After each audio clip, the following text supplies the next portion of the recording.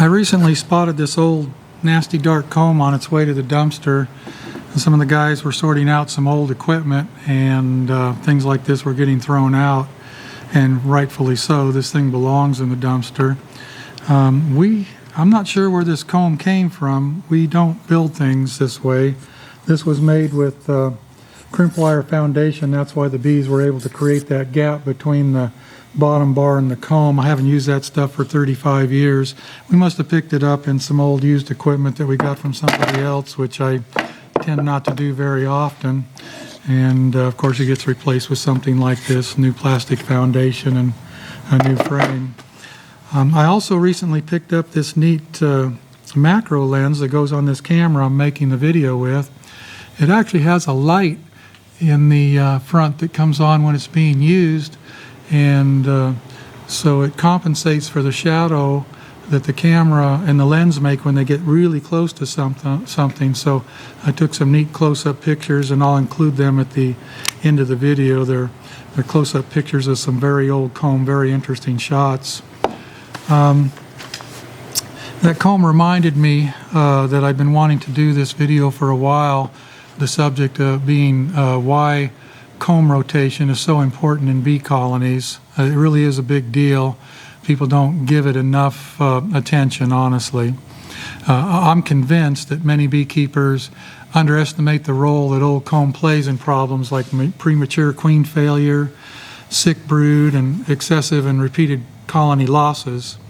There's been a lot of research showing us that old comb, especially old brood comb, contains significant levels of contaminants, including pesticides, heavy metals, fungi, bacteria, viruses, things like that. These things can produce all the symptoms I just mentioned, and actually more. Also, the cell diameter in old heavy black brood comb will shrink from an accumulation of this stuff, along with fecal matter and cocoon silk that's left behind by each emerging bee. In a 3-year field study at the University of Georgia in 2003, Jennifer Berry compared brand new comb to old dark heavy comb for brood rearing. She showed that on average colonies with new comb produced a greater area of brood, a greater area of sealed brood, and higher weight of the individual hatching young bees. She also showed that the bees that were reared in old comb could weigh up to 19% less than the bees reared in new comb.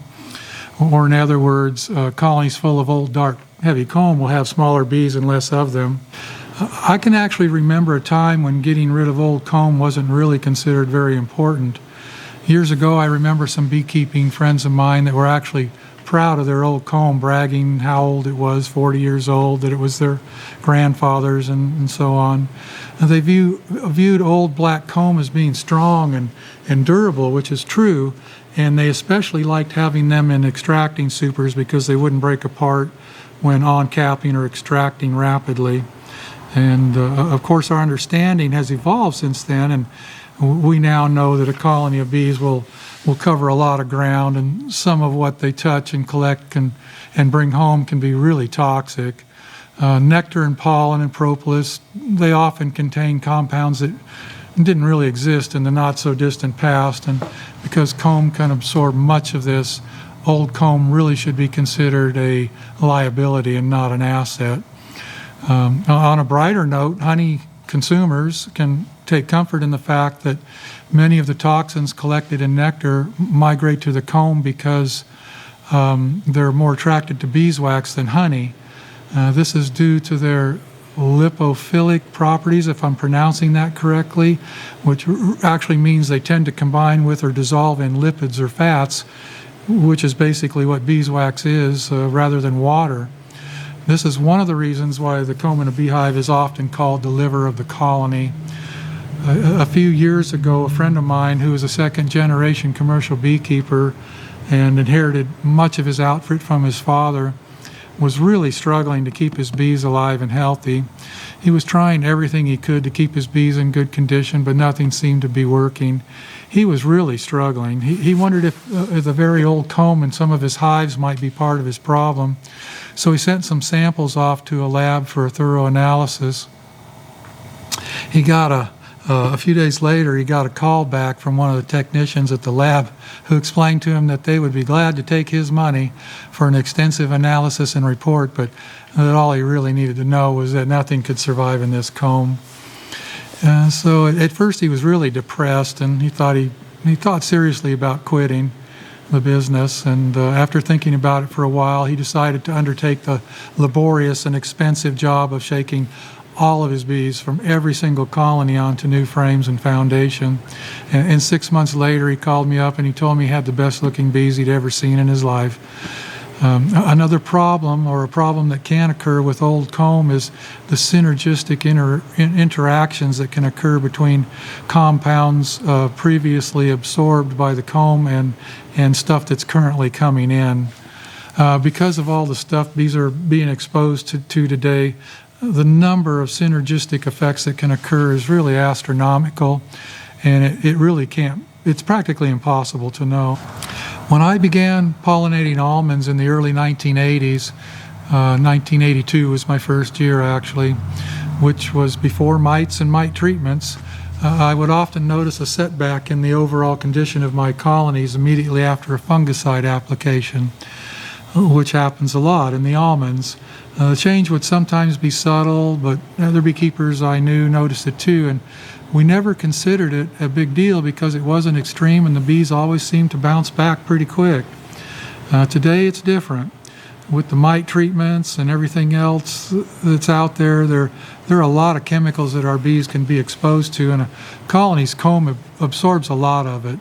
And exposure like that today could actually cause more toxic interactions and that are insidious and really hard to predict and could occur later in time. An example of this occurred with a friend of mine some years ago when he came out of almonds in California with really sick colonies. The sickness was consistent throughout his entire outfit, and it was really evident in his brood. It was really sick. It was a month or two after he returned home before he began to see the bees turn around, and it was almost midsummer before he felt like the problem had actually completely gone away. The problem was especially puzzling because it developed while he was covering a contract with some of his friends, and their bees were fine even though they were in the same orchard and exposed to the same stuff that he was. They all moved in at the same time, and they all moved out of the orchard together. They managed them much the same way, and because he was a newer beekeeper and his equipment wasn't very old, they kind of thought contaminated comb could be ruled out as the problem. No one really could figure it out. About a year later, I saw a possibility when I attended a lecture for beekeepers by Marion Ellis from the University of Nebraska. It was at a Georgia Beekeepers Association meeting. And he spoke on the synergistic effects that occur between chemicals and that bees are commonly exposed to, and it included organic substances. He had a chart in his PowerPoint that included mite treatments that are routinely used by beekeepers and chemicals that bees are commonly exposed to in the field, and it included the levels of toxicity that can occur when they interconnect, in other words, the synergistic effect. And it was really interesting to see all the possible combinations of the chemicals and the level of toxic interactions that could occur between them. And one of the things that really caught my eye was that fluvalinate, which is the active ingredient in apistan, which some of us remember, which this was the varroa mite treatment of choice a while back, and it was shown to have a greatly increased toxicity when it combined with many fungicides. And of course, fungicides are widely used in the almonds and are routinely applied during the bloom period. I knew my friend had been using this mite treatment for several years at that time, and the other beekeepers that were with him had not. And they had been using an amitraz-based product that we're all familiar with, which showed a lower level of toxicity, had less toxic interactions with other chemicals on this chart. Now, it was actually very low. Interestingly enough, amitraz shows very little interaction with other chemicals, not fluvalinate. Because fluvalinate is stable in beeswax and actually persists in comb for years, and it builds in concentration with repeated use, it seems likely to me that when he was exposed to the fungicide in the almond orchard, it combined with the residual chemical in his comb and produced a synergistic effect and it caused his problem. It's helpful to understand that fungicides are simply a specific type of pesticide and that most of them can be absorbed by comb and cause a lot of difficulties. Among these difficulties are issues with proper production of bee bread, which leads to nutritional problems, and the hindrance of a honeybee's ability to detoxify, which can lead to a colony's susceptibility to another chemical exposure. Another fun fact that I noticed at the lecture was that there's actually a fungicide which is called prochloraz, if I'm pronouncing that correctly, which produces an almost 2,000-fold increase in the toxicity of fluvalinate. That sounds like glow-in-the-dark stuff to me. I understand that prochloraz is widely used in Europe, Australia, South America, and Asia, but luckily, as far as I know, it's not currently being used in North America. Let's hope it never does. There is still fluvalinate showing up in wax samples where they hadn't been exposed to the chemical in over a decade. It really persists in comb. I've noticed that fluvalinate-based products like Apistan have been making a very slight comeback lately, and they're being used as an alternative mite treatment to reduce the chance of resistance with other chemicals like amitraz. In my opinion, fluvalinate should never be used because of its persistence in beeswax and its high tendency towards toxic interactions with other chemicals. I had an interesting experience with toxic comb about 10 years ago when I made a deal with a beekeeper from Michigan to install nukes in his equipment and let them sit in my southern Georgia bee yards for a month or so. And I installed 3-frame nukes in his equipment produced from my bees, went into his brood boxes along with enough of his drawn comb to finish the box.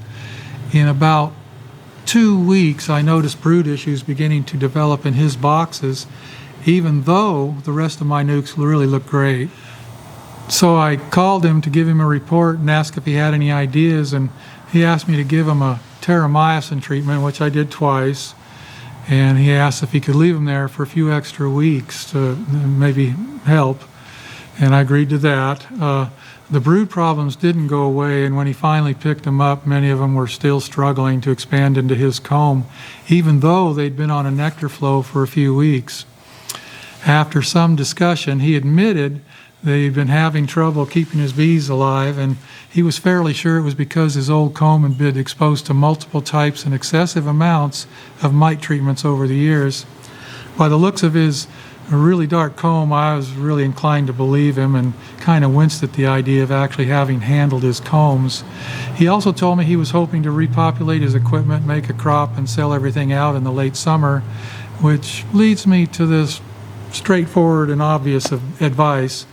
Beware of purchasing nukes or any equipment with old black comb. You don't know where it's been or what it's full of.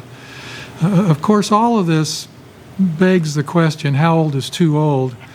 I don't think anybody can really give an exact answer.